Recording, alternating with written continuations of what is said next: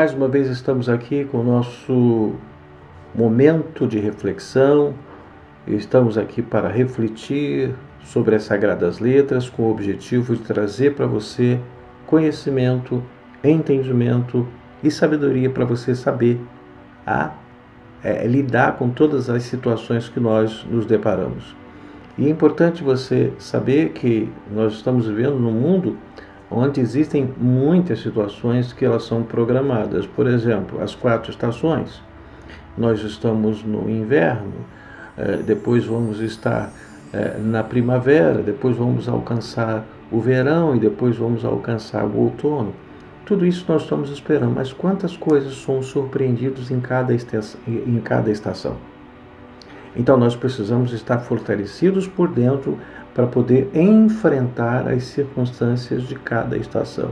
Independente disso, fora as adversidades, aquilo que nós enfrentamos, as tempestades, então nós precisamos estar fortalecidos no nosso interior. E Deus está preocupado com o nosso interior. E Ele quer fortalecer o nosso interior. Ele sonda o nosso interior. Ele não está preocupado muito com aquilo que a gente mostra aparentemente.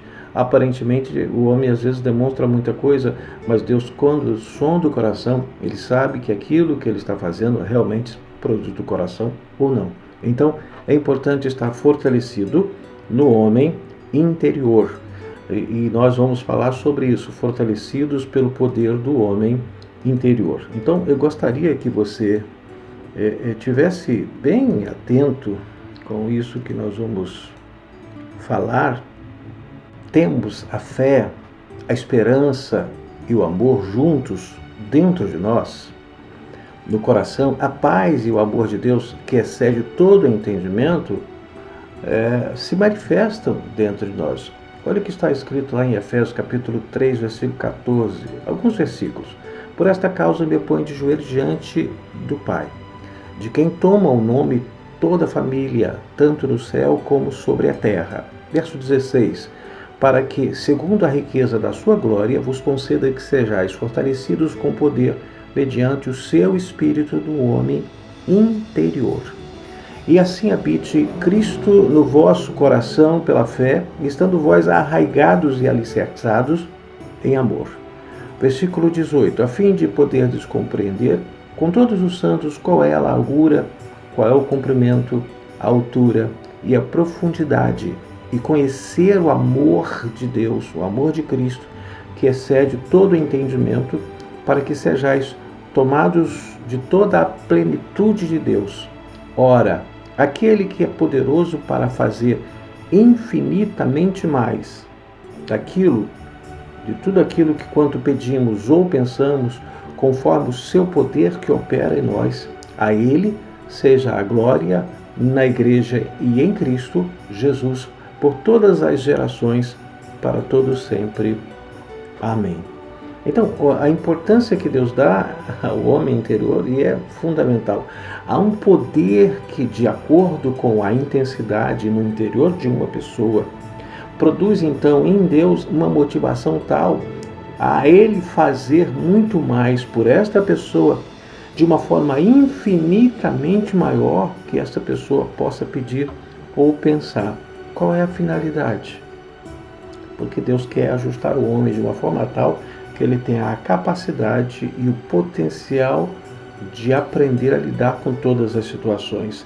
Mas surge uma pergunta: como o homem poderá desfrutar desta ação de Deus de forma infinita, superior daquilo que ele pensa ou pede? Observe o fim do versículo 20. Conforme o seu poder que opera em nós. Esse poder é a liberdade e espaço que Deus encontra concedido pelo próprio homem à medida que ele busca o conhecimento de Deus através da palavra de Deus em seu interior. E aí entra o aspecto da oração, quando você começa a falar com Deus. O importante é aproximação com Deus, é ter intimidade com Ele. E como é que nós formamos uma intimidade, criamos uma intimidade com alguém? É ela falando só com a gente? Não, é uma interação. A pessoa fala com a gente e a gente fala com esta pessoa. Com Deus não é diferente. Deus fala através da sua palavra e você fala com Ele através da oração. Então, há uma interação. E à medida que você vai tendo essa interação, você vai abrindo espaço para a ação de Deus na sua vida. O mundo interior é revestido, ele começa a ser tomado pela presença de Deus, e aí você começa a sentir algo além daquilo que você pensa ou você pede. Entende? É dessa forma se abre então o espaço tal no interior do homem, e a manifestação de Deus, ela será infinitamente maior do que você possa estar pedindo ou até mesmo imaginando. E é dessa forma que o homem dá liberdade para Cristo agir em seu interior. Entenda o seguinte: à medida que o homem vai conhecendo a respeito de Deus, ele vai adquirindo a compreensão sobre qual é a largura, qual é o comprimento, qual é a altura, qual é a profundidade deste amor, ou seja, qual é a abrangência do amor de Deus, o quanto o amor de Deus nos alcança na sua largura, na sua altura, na sua profundidade, no seu cumprimento. Eu preciso saber disso. Deus é muito mais do que eu possa imaginar. O amor dele, ele excede todo o entendimento, está escrito. A paz que ele nos dá também excede todo o entendimento, mas eu preciso entender esse amor. Eu preciso compreender esse amor. À medida que o homem vai adquirindo o conhecimento de Deus, ele passa a ter a plenitude da presença de Deus na vida dele. Quando Moisés ele desceu do monte Sinai, o seu rosto resplandecia, porém Moisés mesmo não sabia. Moisés foi tomado pela plenitude de Deus. A coisa estava tão feia, o brilho do rosto dele estava resplandecendo de uma forma tão intensa que precisaram colocar um lençol sobre ele, porque as pessoas não estavam aguentando ficar perto dele. Veja lá o que está escrito lá em Êxodo, capítulo 34, versículo 29. Quando desceu Moisés do monte Sinai, tendo nas mãos as duas tábuas do testemunho, sim, quando desceu do monte, não sabia Moisés que a pele do seu rosto resplandecia depois de haver Deus falado com ele.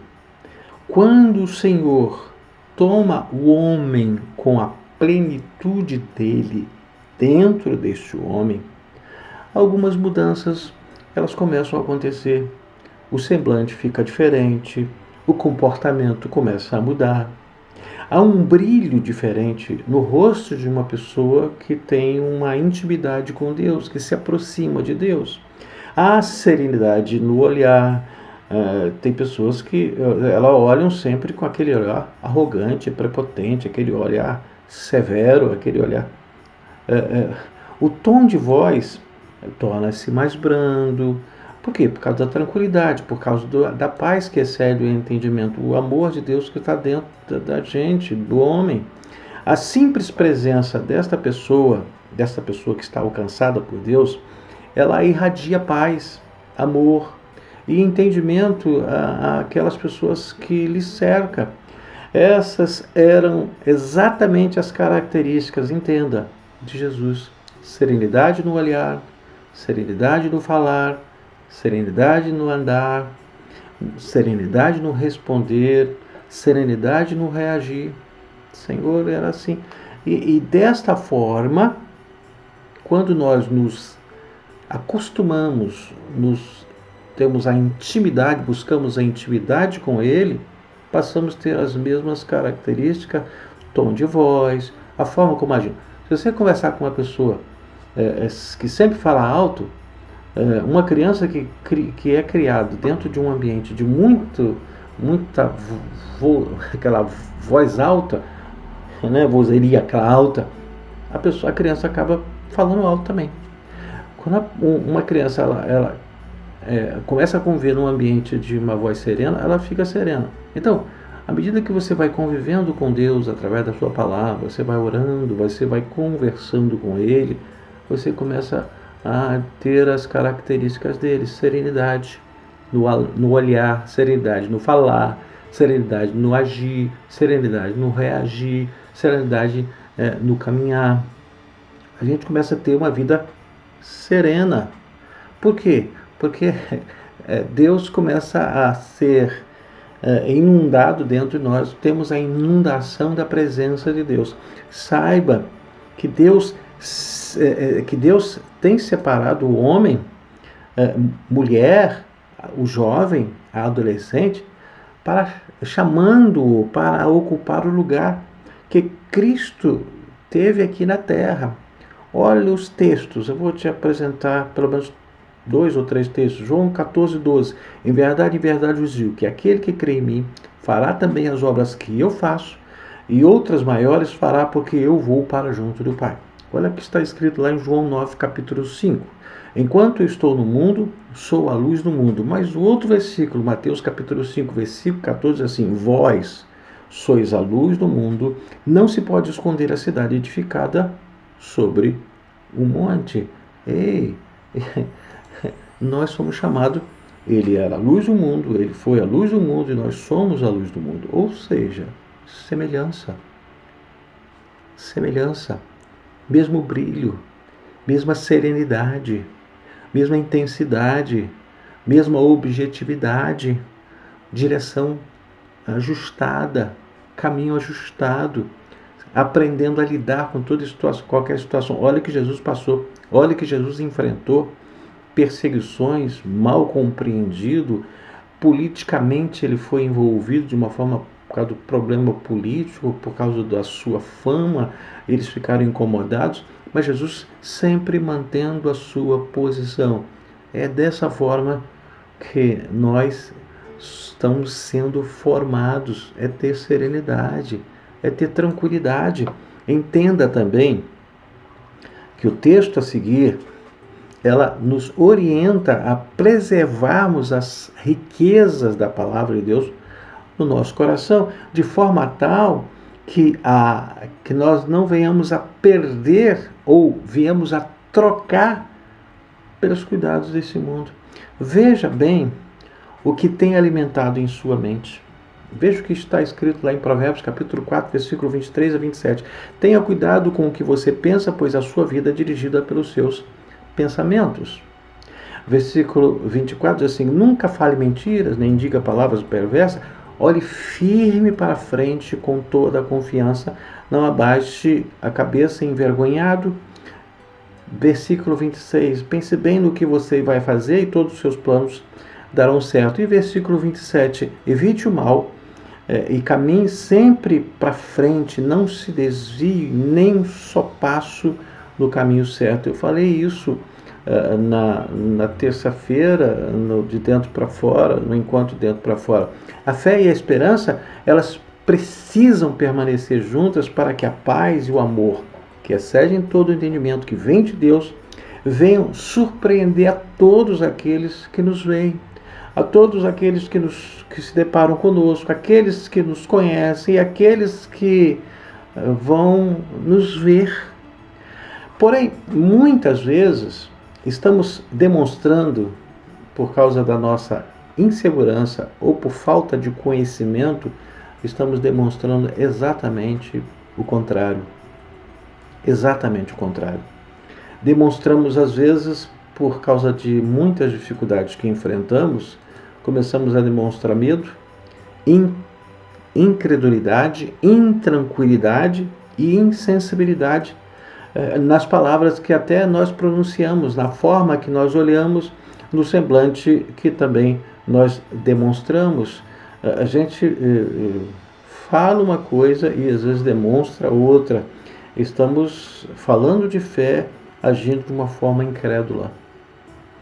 Se você quer começar a viver de uma forma como Deus quer, de dentro para fora, você precisa reconhecer Jesus no seu coração, aceitá-lo em seu coração e saber que Ele quer o melhor para você. Ele quer o melhor para mim.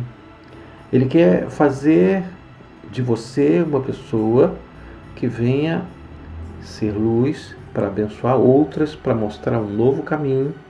Você está sendo chamado para isso, eu fui chamado para isso, nós somos chamados para isso.